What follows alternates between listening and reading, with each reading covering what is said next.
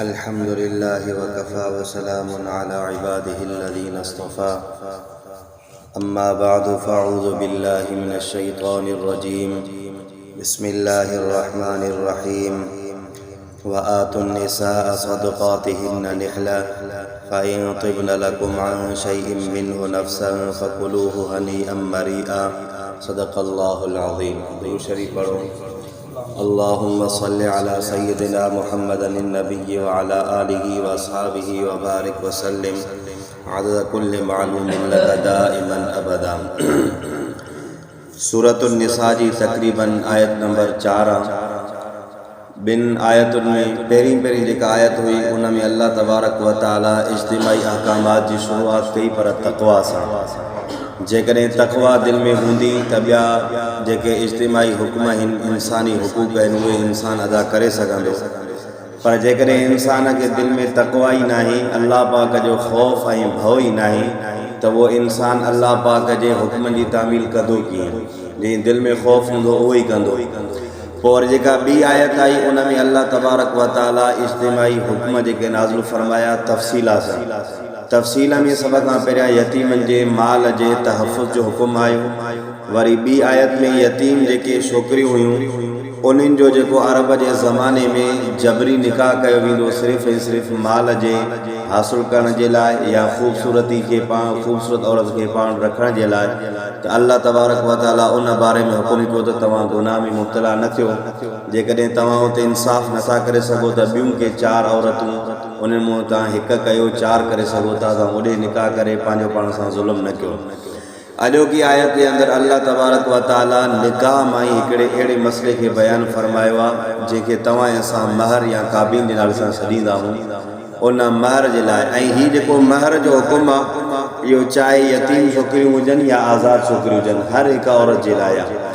अल्लाह तबारक व तआला महर जे मुतालिक़ सूरतुल बक़रा में, सूरतुल निसा में, सूरतुल अहज़ाब में, मुख़्तलिफ़ सूरतुनि में अल्लाह तबारक व तआला महर जे अदा करण जो हुकुम ॾिनो आहे. ऐं अन तब्तगू बिअमवालिकुम, इहो अल्लाह तबारक व तआला फरमायो त तव्हां उन्हनि खे माना जेको मुनासिब सम्झो उहो तव्हां उनखे माल ॾियो. माना महर खे अल्लाह तबारक व तआला माल जे लफ़्ज़ सां पुकारियो आहे, माना माल चयो अथई. ऐं तव्हांखे ख़बर आहे त माल का थोरी शइ न आहे थींदी. त माना को 5 रुपया 10 रुपया 500 रुपया इन खे असां माल न चवंदा. जंहिं वटि पैसा घणा हूंदा आहिनि उन चवंदा आहियूं न हिन वटि वॾो माल आहे. त इन मां मालूम थियो त माना महर जी जेका हैसियत आहे उहा बि सुठी आहे. महर ॾियणु, महर जेको दर्जो आहे उहो फ़र्ज़ जो आहे. ॿई हिक ॿिए जे रज़ामंदी सां महर मुक़ररु करे उनखे ॾियणो आहे ऐं लाज़मी उनखे अदा करिणो आहे. ऐं रही ॻाल्हि त महर जी मिक़दार केतिरी आहे, त उलमा इकराम जो महर जी मिक़दार में इख़्तिलाफ़ आहे. कुझु उलमा इकराम जी कहिड़ी राय आहे, पर बहरहाल इमाम अबू हनीफ़ो रहमतुल्लाह अलैह फरमाए थो त महर जी घटि में घटि जेका मिक़दार आहे उहा 10 दिरहम आहे. छाजे करे त हिकु त अल्लाह साईं क़ुरान पाक में फरमायो आहे त तव्हां माना अन तब्तगू बिअमवालिकुम, तव्हां उनखे मुनासिब माल ॾियो. माल उनखे चयो वेंदो आहे त जेको कुझु हुजे त सही न. ऐं घटि में घटि जेका ॿी ॻाल्हि त जेको चोरीअ जी सज़ा जेका अल्लाह तबारक व तआला रखी आहे उहा बि घटि में घटि एतिरो माण्हू माल चोरी करे जेको 10 दिरहमनि जे बराबरि थिए त पोइ उनजो हथु कटियो वेंदो. बाक़ी जेकॾहिं 10 दिरहमनि खां घटि आहे त पोइ उनजो हथु न कटियो वेंदो, माना सज़ा जारी न थींदी. बल्कि ॿियो को हुकुम ताज़ीरात में कोई बि इंसान जे मथां लागू करे सघे थो या वक़्त जो काज़ी ऐं जज करे सघे थो. त शरई जेका हद आहे हथ कटण वारी उहा माना 10 दिरहमनि जे माल जी चोरी करण खां पोइ शुरू थींदी. त इन हिसाब सां इमाम अबू हनीफ़ा फरमायो त महर बि घटि में घटि माना 10 दिरहम हुजे. ऐं हदीस पाक में बि इहो वाज़िहतन सरी लफ़्ज़नि में इहा ॻाल्हि आई आहे त ला महर अक़ल मिन 10 दराहिम, माना जेको महर आहे उहो 10 दिरहम खां घटि में न आहे. इन मां मालूम थियो त महर जेको इंसान पंहिंजे घरवारी खे ॾिए त उहो घटि में घटि 10 दिरहम आहे. 10 दिरहमनि खां घटि हुजे कॾहिं महर ॾींदो त उहो महर अदा न थींदो, महर सॾिबो ई न. बाक़ी मथे जी का बि अदब मुक़ररु न आहे, जेतिरा बि ॾेई सघे 500 दिरहम ॾे या वरी 1000 दिरहम ॾे, जेको बि ॾे. हज़रत अम्मा फ़ातिमा रज़ी अल्लाह ताला अन्हा जे महर में तक़रीबन 500 दिरहम हुया. ऐं हुज़ूर अलैहिस्सलातु वस्सलाम जी जेके ॿियूं घरवारी उन में 500 दिरहम आहे. हिकिड़ी घरवारी अहिड़ी जिन में 4000 दिरहम हुयो जो छो त उहो नजाशी जेको वक़्त जो बादशाह हो उन अदा कयो, उन में 4000 दिरहम छा हुयो महर हुयो। त बहरहाल मथे जेतिरो ई माण्हू मुक़ररु करे पंहिंजी ताक़त जे एतबार सां ॿिन्ही ख़ानदाननि जे मशवरे जे हिसाब सां।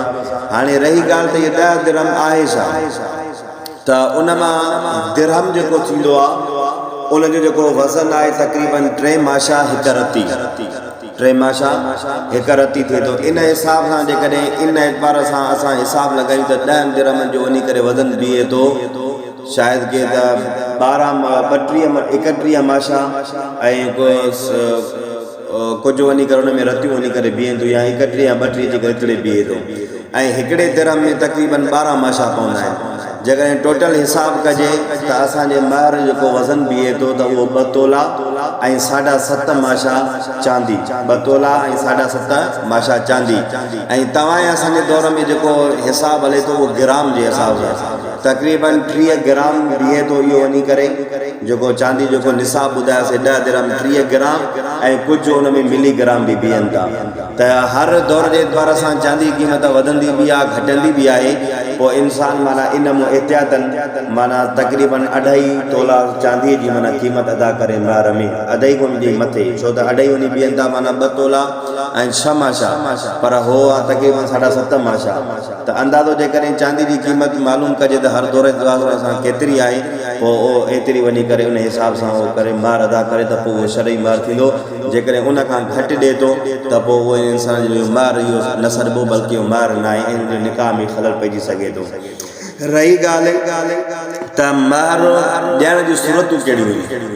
महर ॾियण जूं तक़रीबन 3 सूरतूं आहिनि। हिकिड़ो त फिलफोर बि महर माण्हू उन टाइम में अदा करे सघे थो, ऐं ॿी ॻाल्हि इहा आहे त जेकॾहिं रज़ामंदो आहे उन छोकिरी जो बि रज़ामंदो आहे या उनजे अहल रज़ामंदो आहे त पोइती ॾियो, मोखर कयो, देरि ॾियो, कुझु टाइम रखनि था त उहो बि ठीकु आहे, जाइज़ आहे। ऐं जेकॾहिं अधु उन टाइम ॾींदा त बाद ॾींदा, 3 सूरतूं जाइज़ आहिनि। पर बहितर तरीक़ो इहो आहे त माण्हू हक़ महर पहिरियों अदा करे छॾे, उन टाइम माना मुअज्जल जल्दी में ॾेई छॾे।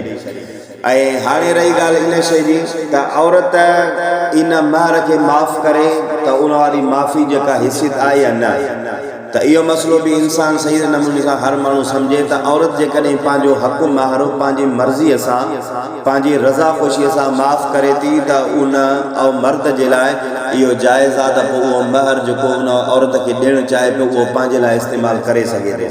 पर शर्त आहे त औरत पंहिंजी रज़ा ख़ुशी सां। पर जेकॾहिं को औरत खे दॿाए थो, उनखे प्रेशर ॾेई करे उनखां ज़ोरी माफ़ थो कराए त खणी दुनिया जे एतबार सां माण्हू जी आॾो उहा खणी चवे बि सही त मां माफ़ कयो आहे, वक़्त जे काज़ी वटि बि खणी फ़ैसिलो थी वञे उनजे दॿा जे करे। पर इहो अल्लाह तबारक व तआला वटि मुजरिम आहे, क़यामत ॾींहुं उनखे पंहिंजे जुर्म जो माना बदिलो ॾियणो पवंदो। ऐं उन खां बाद में जेकॾहिं औरत हक़ महर जे वसूल करण खां पहिरियां हम बिस्तरी जे लाइ रज़ामत न आहे ऐं हम बिस्तरी जे लाइ राज़ी नथी थिए त उहो उनजो हक़ आहे, भले राज़ी न थिए, उनजे मथां कोई बि क़िस्म जो जबर न आहे। तव्हां पंहिंजो हक़ महर अदा कयो जेको तव्हांजे मथां लाज़िम आहे, त पोइ हूअ पंहिंजे हक़ बि तव्हांखे अदा कंदी, तव्हांखे ॾींदी। पर जेकॾहिं तव्हां ई उनखे हक़ नथा ॾियो, जॾहिं हूअ तव्हांखे पंहिंजे हक़ खां रोके थी त उनखे बि इख़्तियार आहे, शरीयत उनखे फुल इख़्तियार ॾिनो आहे। त बहरहाल हीअ आयत हुई, इन आयत में चंद मसला हाणे इन आयत जो सिर्फ़ु तर्जुमो रहियल आहे, उहो क्यों न।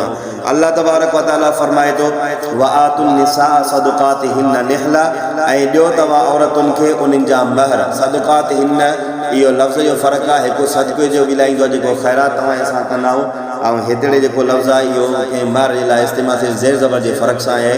त सदक़ातिहिन उनखे तव्हां पंहिंजा महर ॾियो। निहल नेल चइबो आहे माना अते खे, माना का शइ हदियो कंहिंखे ॾे, चूंकि अल्लाह तबारक व तआला फरमाए थो त माना हिकिड़े क़िस्म जो हदियो आहे, तोहफ़ो आहे। ऐं तव्हांखे ख़बर आहे त हदियो ऐं तोहफ़ो इहो ख़ुशी सां ॾिनो वेंदो आहे, इनखे बोझ न सम्झो वञे, को शरीयत जो माना पंहिंजे मथां वज़न न सम्झो, बल्कि ख़ुशीअ सां ॾे, उनखे ख़ुशीअ सां अता करे। इन जे करे अल्लाह तबारक व तआला फरमायो तव्हां उनखे पंहिंजा महर ॾियो, पर ख़ुशीअ सां।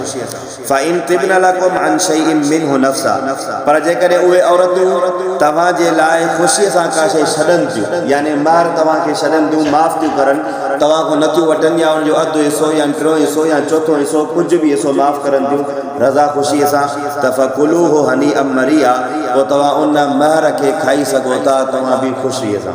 माना उनखे तव्हां खाइण जो मतिलबु इहो न आहे सिर्फ़ु तव्हां उनखे माना पेट में ख़र्च कयो न, बल्कि इस्तेमालु करे सघो था कहिड़ी बि शइ में ख़ुशीअ सां। छा आहे औरत उनखे माफ़ु कयो आहे जेको उनजो हक़ु हुयो।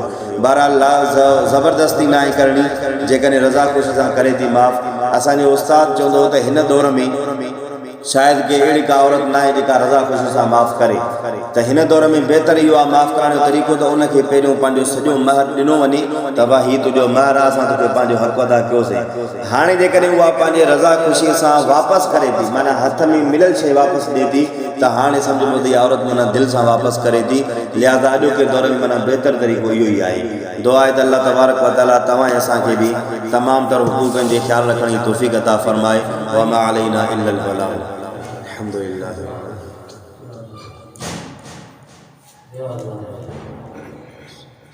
ला इलाहा इल्लल्लाह।